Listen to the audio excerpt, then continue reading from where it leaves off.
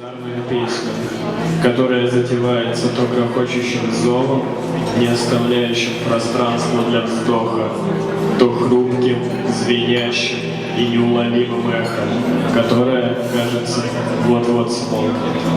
Но песня звучит всегда, куда бы дитя ни шло, бегом по радуге, ползком по гротам. Дитя с широкими, сверкающими черными лунами очей своих спрашивает пугающее безграничье, откуда играет песня, но безукоризненной твердью струится молчание. Дитя спрашивает ползучие секунды и рвущиеся обогнать сам свет века. Когда началась песня и кто ее автор, такт не прерывается. Дитя обращает ищущий взор к дозволенной интриге, к границам границ своей ойкумены, к вуали.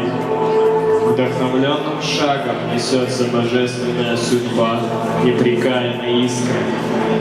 Когда бежишь так быстро, как только можешь, не оставляя следов, резче ветра, громче грозы, то вечная мелодия меняется, хоть и остается в центре своем той же самой. Кто я? Наивная красота вопроса заставляет незримую клеть дрожать оглушающим гулом. Дрожит листок в вечернем лесу, дрожит стеклянный холод, дрожит простор и горы.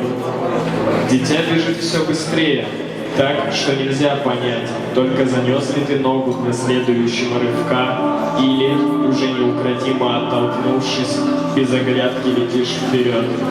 Словно отвечая ускоряющемуся ритму, змеится горизонт, меняет свою таинственную мозаику граница границ. Ненавидим ее, посему и любим. Разбитый кулак сочится слезами. Вдруг вянут силы, глядь на вечно молодом, но изношенном теле рубцы и раны, и лодка под боком, что к устью реки держит путь.